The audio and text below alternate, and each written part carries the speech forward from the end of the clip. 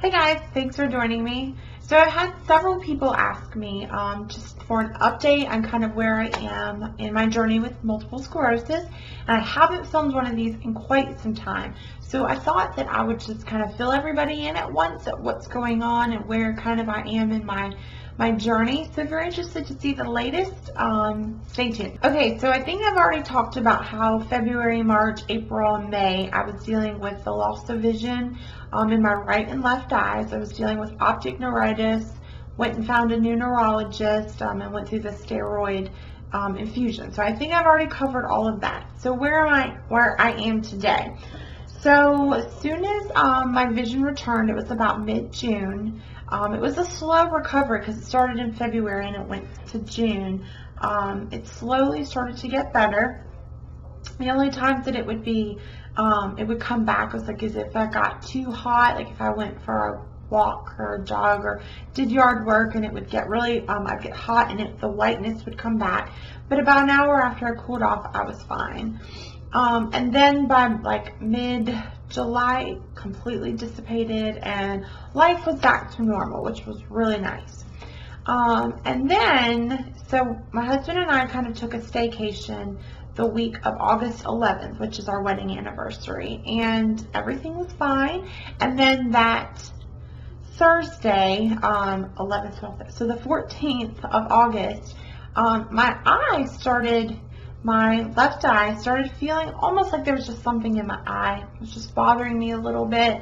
I was rubbing it a lot more, and I felt like there was just something in my eye. And then Friday morning I woke up and everything was cloudy, and I immediately knew that it was my MS. Like I didn't have anything in my eye, that my MS was starting to affect my vision again. And by about that Sunday, I completely lost the vision in my left eye.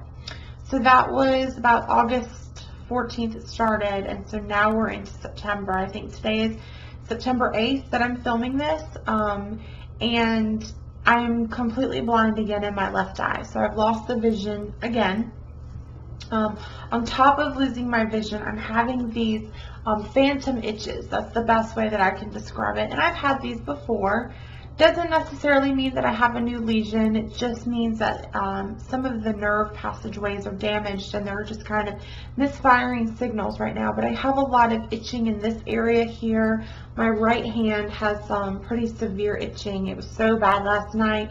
I was in excruciating pain just because it itched so much, and I put ice cold packs on there. I ran under really hot water just to get some sort of relief because scratching it doesn't do anything. Unfortunately, my nerves are saying that I have an itch, like it's happening right now in this area. My nerves are saying that I have an itch, but there's really no itch. So scratching it does not help. I mean, I can just scratch and scratch and scratch, and it doesn't go away. So it is a little bit agitating. It keeps me up at night a lot. I've been waking up in the middle of the night with just this intense itching. So that is doing it right now, and it's driving me crazy. So the only thing I really do is I can press on it a little bit, put some pressure on it, and that seems to just relieve it for a second. Or I'll put a cold ice pack. There is some medication that you can take to relieve the itching. It's a lot of like anti-seizure medication, medication for like epilepsy, but a lot of it makes you feel really just tired and lethargic, and I already deal with being really tired. So I'm trying to avoid it as best as I can, but it's getting so bad that I might just have to cave in and go talk to my doctor about getting some sort of medication. Antihistamines don't help because it's a nerve issue. It's like a neurological disorder. It's not literally something on my skin. So if you see me doing this because I can't stop itching. So it's kind of where I am. I can't see in my left eye, and I have this itching. However, again, it does not mean that I've got new progression. It just means that the flare-up or the lesion on my brain that I had from my last attack is still active. So there is that. I guess the biggest update would be that after a lot of thinking and a lot of discussion, talking to my doctor, I went into him and just told him, I just don't think that my Copaxone is working. I am tired all the time. I'm feeling so lethargic. I have no energy. I barely can make it through work, and then I come home and I have to sleep before I can even, cook dinner or do anything. I can't exercise. I can't do anything. I'm just so tired. So Copaxone came out with a new shot. It's a 3-time injection versus the 7-time a week injection. So we switched to that, and I just felt like I was just in heaven, because I'm going from giving myself a shot every day to giving myself a shot Monday, Wednesday, Friday. So I got to skip Tuesday and Thursday, and then I had my entire weekends shot free, which were awesome. And my energy levels just drastically improved. I just went from being so tired all the time. Like, I can't even describe the exhaustion. It's different from being sleepy. It's just, you're so tired, like, it just hurts to even put your clothes on or take a shower. I mean, it's a horrible feeling. So I switched to the 3-time, and it just really helped improve my energy levels. And about the time I switched in July, so my eyesight I was completely able to see. My energy levels were coming back. I was feeling very excited, and like, all right, we've got it under control now. I'm good. And then this happened with my left eye in August, and the itching. So we went back to my doctor, and Dave and I talked to him, and I basically just told him, 2010 is when my MS started. It's when I had my first attack. And from 2010 to 2013, my diagnosis, I had 2 flare-ups, 2 serious flare-ups in a period of 3 years. And I had a couple like little pseudo exacerbations where I'd have pins and needle feeling, but there was no like activity, no progression of the disease that we didn't even know that I had MS technically till 2013. But the only thing I dealt with was, the optic neuritis, the double vision, my first attack, and then the speech impairment a couple of years later. That's it. Throw in a couple, pins and needle feeling and feet falling asleep. That's all that I had wrong with me over a span of 3 years. And then November of 2013, I start Copaxone, and I immediately have this full body numbness that lasted for weeks, and I'm tripping on myself. And then I had the electrical shocks in my neck when I would bend my head down. I had the numbness in my legs, and then I lost my vision, and then I lost my vision again, and I'm dealing with this itch, this just horrible itch. So I told him the only thing that had changed from June of 2010 to now, almost 4 years later, was being on Copaxone. That's it. And I don't know if the Copaxone is making me worse.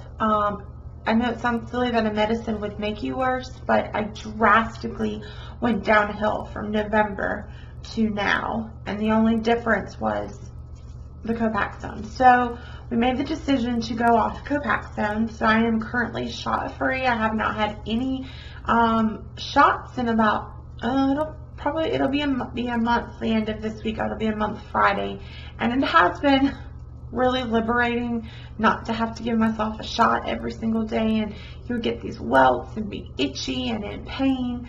So that has been really, really nice. I am not currently on any sort of MS medication, so that does kind of scare me just a little, because I'm not protecting myself in any way. But we are trying to get me over this flare up first, and then we'll kind of reevaluate. My doctor and I have discussed going on Gilenya, and I'm excited because it's an oral pill, but I am also a little nervous because it has definitely a lot more side effects than the Copaxone. The Copaxone, really the only side effects were those horrible welts that itched and burned. And this has got a lot. Like, I'd have to have my blood drawn every month or so to check my white blood cell level. So there's just a little bit more. It causes some like flu-like symptoms, upset stomach kind of thing.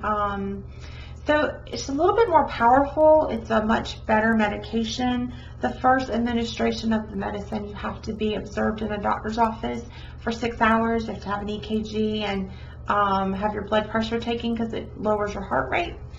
So I'm a little nervous about getting on the medication, but at this point, I'm just looking for something to steady out my MS and help me get back to living a completely normal life.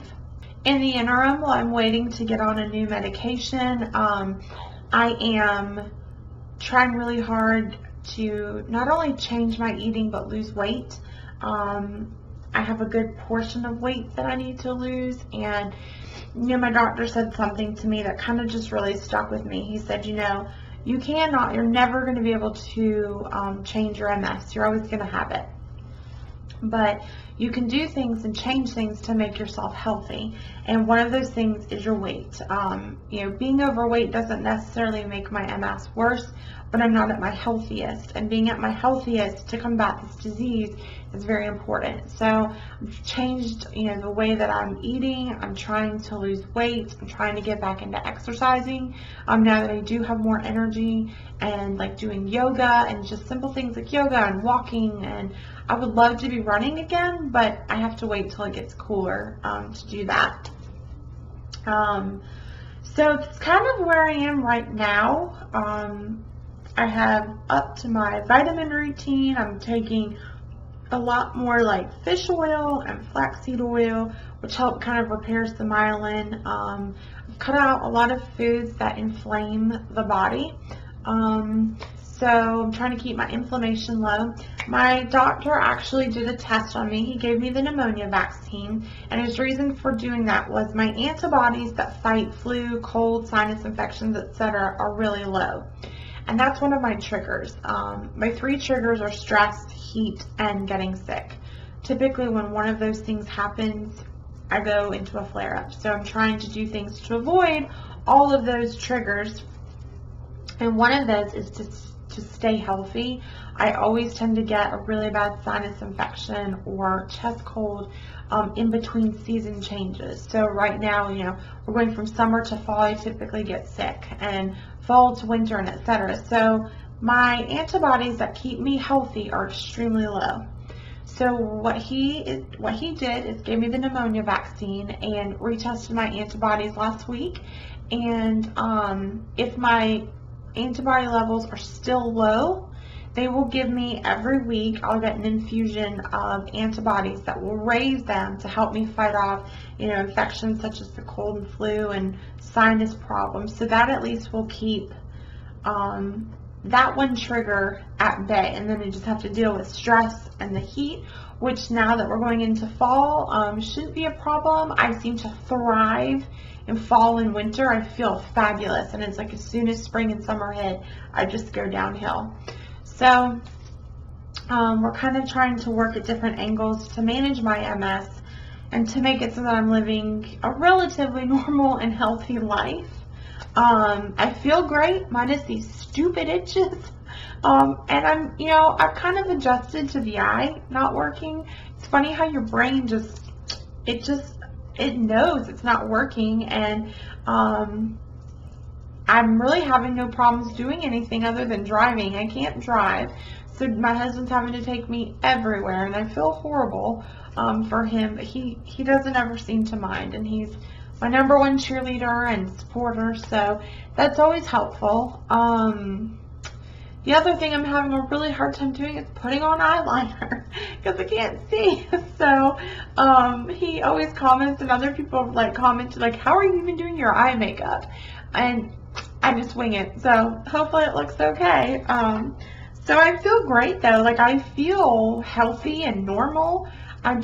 Right now I'm dealing with the loss of the vision in my left eye and these itches, and I think right now my biggest concern / worry, and I know I can't worry about this, but I am worried that my vision won't return at some point.